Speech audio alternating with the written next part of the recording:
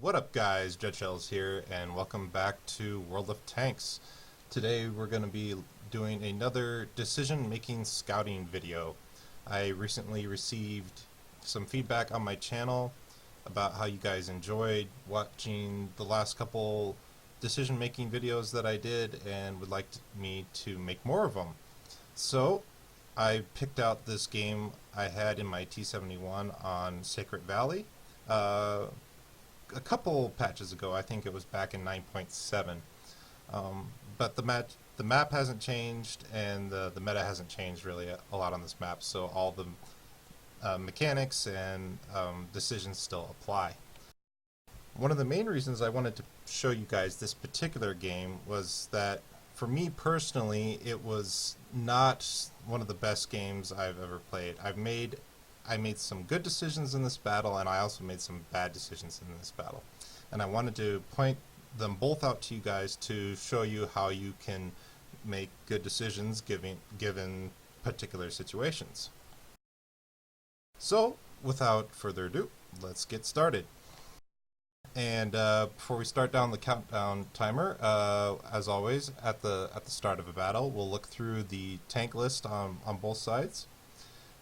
And as we look down through the list here, we can see that our team have quite a bit of heavies. We have a few mid-tier mediums and a high-tier medium here.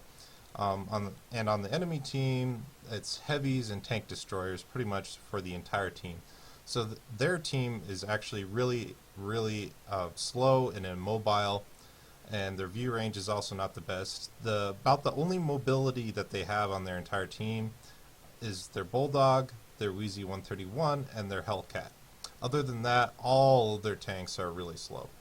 So given that, I want to base my early positioning decision based off of where I think I can get to first before the enemy team does.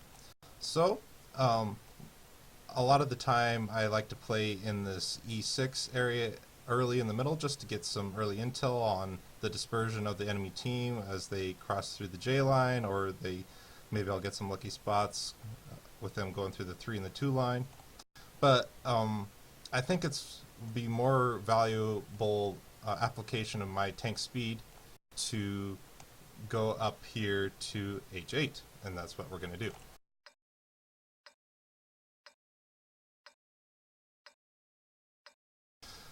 Sacred Valley, as I said before, it's a really difficult map.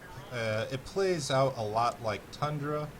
It plays out a lot like Pearl River, where the majority of the map is a lot of choke points, and all you can really do is try to play the limited vision areas of the map as best you can, and kind of let your team punch holes in the enemy defenses. And if you take out enough of the enemy tanks, you start to create gaps in enemy positions, and you're able to either flank and do damage yourself, or to get and flank or relocate to get better vision for your team and for yourself. This is a pretty standard bush to go up to from this side. It's usually pretty productive in H8, and I get some good spots early here on this ISU in KV2. Now, early in this game, I'm not playing the best. I actually start tunnel visioning a little bit here, and I don't react very quickly to what's going on my left. That Hellcat and Wheezy 131 are really beating up our MT25, and I should have reacted much sooner to try and help them as much as I can. And I'll pause it real quick here for a second. Because our MT25 took so much damage, he's going to die in the next shot or two from the Wheezy 131. And I only have 3 shots in the T71, and that isn't enough to kill a full health Wheezy 131. So rather than push around this corner and dump my 3 shots into him, I decide to take my reload and get a full clip in and relocate and retreat a little bit.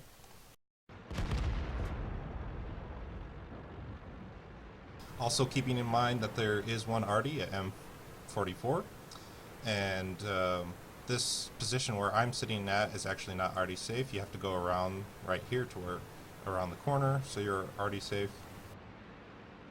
And right now, my mindset is I want to push this Wheezy off this corner. He's lighting up all my teammates on this ridge for their snipers that are sitting in H4 or anywhere else. So I want to push him off, preferably kill him, but if I can't, I want to remove their eyes. Unfortunately, the Hellcat on my team earlier and this VK in a moment make really bad decisions. They had bad situational awareness and didn't think ahead that the Wheezy would be spotting them for the snipers behind him. So I relocate back up into this bush, and now this is overall one of the weaker plays I think I'm making in the game. When you look at the mini map here, we have a ton of our team here in the northwest corner of the map, and I think that they'll do pretty good in cleaning out the middle ridges and the back road along the 2 line. And I'm just kind of waiting here to see if maybe some of their tanks will push back up along the J line. But in hindsight, I should have been much more aggressive in trying to get some spots into H4 and J4 to help out my ISU that's sitting behind me to my right here, so he can have some shots there. Who put that tank there? My driving is also not the best in this game. And now I'm just realizing that I need to be much more aggressive than I have been in trying to at least get some vision and some spots for either myself or my teammates. Once again, this position also not aggressive enough in my opinion, looking at it in hindsight. There's another bush further down that is much more productive as far as vision that we'll see in a few seconds that I relocate to.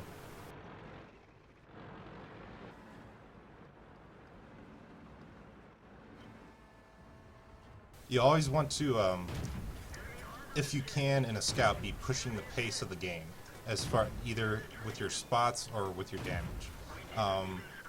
It's really important to set the tempo, because otherwise what happens is in any tank, if you can set the tempo, but especially in scout tanks, because otherwise what happens is your teammates eventually get outplayed or surrounded, and you're in a real pickle when it comes towards the end of the game, when you're outnumbered and you really have to work to claw your way back from being down lots of tanks. Now I'm just putting in some sniper fire here, using some bush mechanics here, reversing 15 meters behind this bush so I won't get spotted when I fire. And the T72 takes out that KV2 so I don't waste my last shot. I move back up to spot this Ferdinand, and I'm hoping this ISU behind me will take advantage of these spots and either shoot the Ferdinand or the T28 prototype. And unfortunately, you see there from the mini-map there and the team scores, our team did very, very badly in pushing through the northwest area of the map. They didn't push all together, and they went in one at a time. Very similar to my passive play in regards to spotting and damage myself. They weren't working as a team, and they drove into a lot of pre-set up firing lines that the enemy team had, and they did very, very poorly. Our ISU does a good job there, taking out the Ferdinand that I spot. And now I'm finally realizing that I've been playing really passively in this game, and I need to be much more aggressive in getting spots in and getting damage in. Because eventually I don't want the enemy team to regroup, right? If I just sit there in my previous position and wait for the battle to happen without me, that's exactly what will happen. I will get my position and the ISU position will get surrounded, and no matter how good of a players will be, we'll just be there. We won't be able to do enough. And I want to give a shout out to this ISU player. What's his name? Phallic Pal. Wow, that's a pretty unique name. He was one of the best random teammates I've ever run into in World of Tanks, and he was a great teammate to work with in this particular battle. And right now, I'm just trying to get some spots in on the cap. I know there's 3 on cap right now, but I know I got the spots in, and I'm trying to get the ISU to get some damage in. Unfortunately, you see their Bulldog is pushing up underneath the ridge, and he's getting pushed off and getting screened off, and he can't shoot the guys that I'm spotting on cap.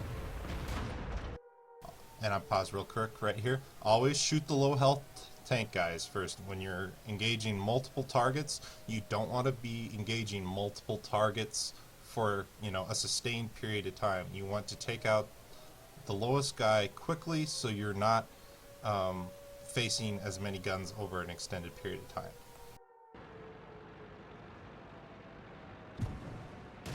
So we kill the Wheezy and get the reset in. And my engagement with this Lurva here is going to be a combination of some good play and some bad play. I willingly took the hit to get the reset in and get the damage in, and this is actually where I misplayed. And I'll pause for a second here. What you want to do when you're engaged in close combat with a relatively slow, sluggish tank versus a fast tank, you don't want to be doing what I'm doing right here, where the speed of your tank is facing away from the enemy.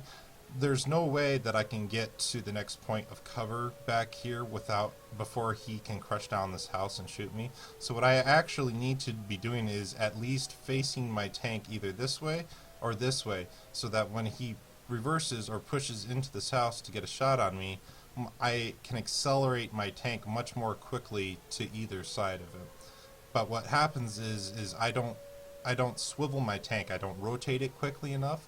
What happens is I don't have enough time to turn my tank, and I actually have to drive backwards, which means that my tank is slower, and he has a greater chance of keeping up with me with the traverse, instead of me driving forward in circles around him as opposed to driving backwards in circles around him.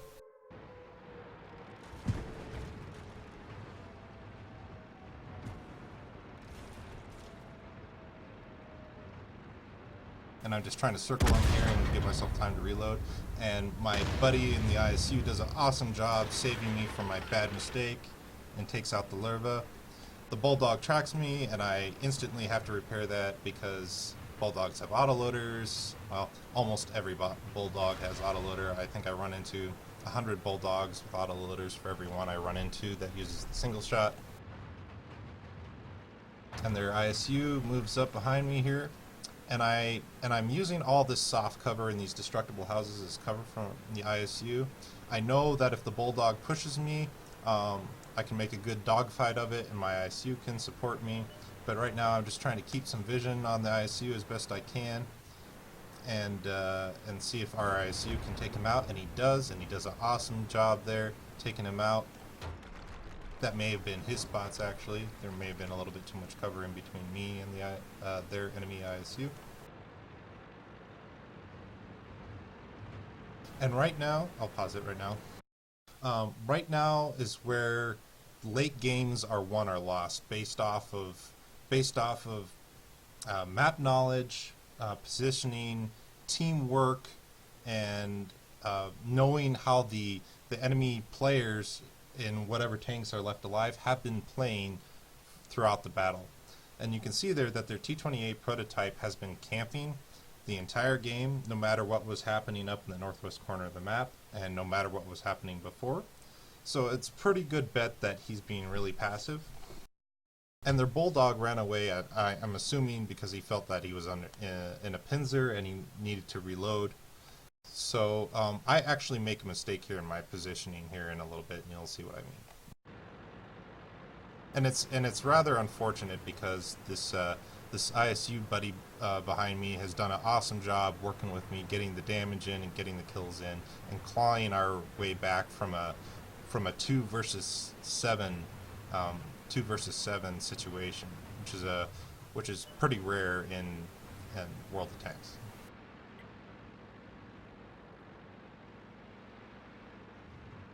especially with a random teammate.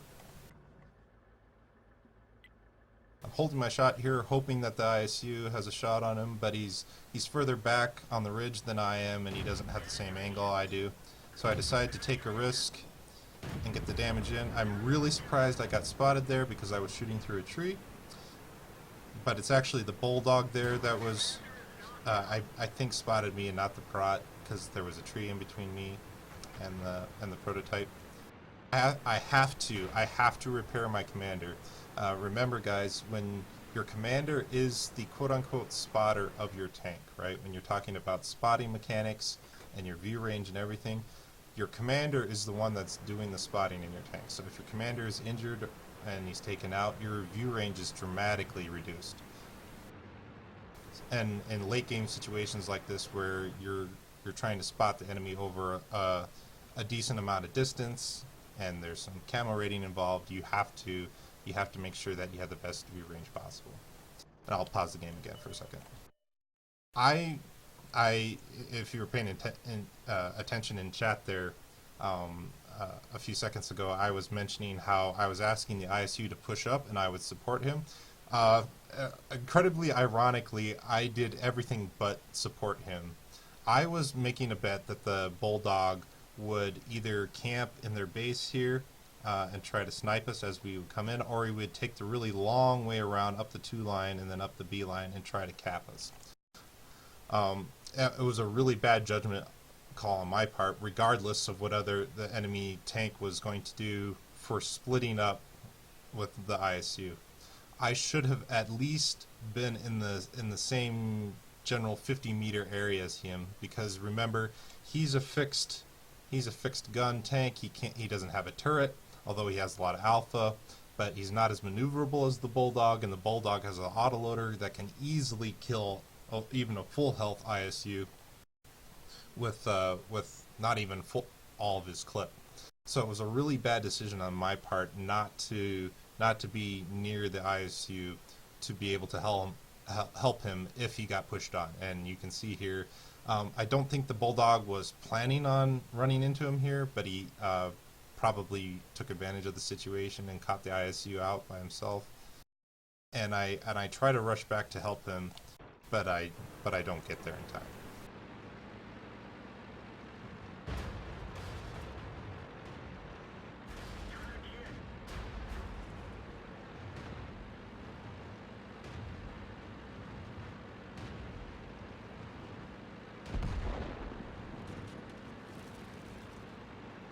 And I'll pause the game here in a second.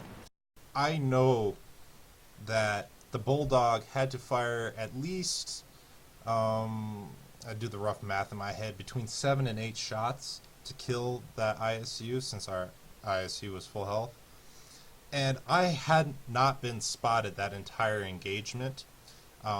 So their bulldog is probably thinking, if I was close to the ISU, I would have shown up by now, right? So if I was close enough to the our ISU to help him, I would have shown up by now. So he probably assumes that he's safe to go for a reload, even though he probably only has 2 or 3 shots left. 2 or 3 shots left in his clip is enough to kill me. As you can see here, I only have 256 hit points. So had he not reloaded, and assuming he had hit all of his and penned all of his shells, he would still have enough shells in his magazine to kill me. But I'm using the psychology aspect of the game here. I get really aggressive as I go around this corner because I automatically assume that he's going to want to go for a reload, and he'll be reloading. And the bulldog's reload time is really long compared to mine, even though that doesn't matter because I'm loaded and he's not.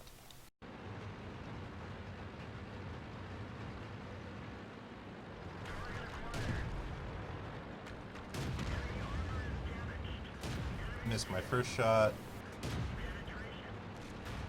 Oh no, I only have 1 shot left. I take my time and aim a little bit more. My tank does a random spin there because physics are too OP. And luckily we're able to kill the bulldog just because he was reloading. You can see there he was trying to run away to give himself some time, but he got caught out. Unfortunately, that entire sequence of events should never happen like that. I should have been close enough to our ISU on our team to help him, and our ISU should have never have died, and it shouldn't have never been that close to begin with. And now it's just me and Artie, so now all I need to do is try to figure out a way to get vision from long range. And obviously there's very limited spots on this map from the south spawn that artillery usually sit at. They either sit in K2 and K3. They also sit in J1 and G1. I know all the spots where he might be sitting. And I don't really want to try to spot him, like relocate back up here to where I was for most of the game to try and spot him, because there's ridge lines along here and it blocks my vision and I won't be able to spot him from distance. And there's only 3 minutes left in the game and I don't have a lot of time to lollygag and relocate, so I need to push the tempo in case he tries to run away. I wouldn't say a much better position to spot at from range here, but it is better. You can use these bushes right on the edge of this F2 area to try and spot. There's a lot of trees and buildings you can use from cover, from fire. And we get him spotted there. And I'm praying he doesn't snapshot me. And we get him killed. So I chose this game mainly because I wanted to show the good decisions that I made along with the bad decisions I made, and how you guys can avoid making the mistakes that I made and reacting more quickly to what's going on in the battle. I was, for the early part of that battle, towards the middle part of that battle, way too passive with my gameplay. I should have been much more active and involved in pushing the tempo of the battle. And it was I wouldn't say all the reason why our team did so poorly towards the middle of the battle, but it was at least part of the reason why our team did so poorly. I should have been able to help kill out the snipers in their base much more quickly with my ISU support, and we would have been able to kill this out and flank them, and maybe even some of our teammates wouldn't have died here had we been able to put some pressure from 2 different directions. But it happened the way it did. Our teammates up in the northwest corner played really poorly, and we had to fight our way back from a huge deficit, 2 tanks versus 7, and it was really fun to work with a random teammate who knew how to work with his team and make good plays. Unfortunately, I let him down towards the end there and didn't work with him towards the end, but I was able to avenge him and kill the Bulldog and eventually the Artie and win the game. So hopefully you guys learned a little bit something about how to react quicker to situations. That 10, 15, 20 seconds cushion may not seem like a lot, but when 10, 15 seconds that you react quicker and make that same decision quicker, the best decision you can make, and make that decision quicker, is 10 or 15 seconds that is to your advantage and not to the enemy team's advantage. So I will hopefully see you guys around, and good hunting out there on the battlefield. Take care.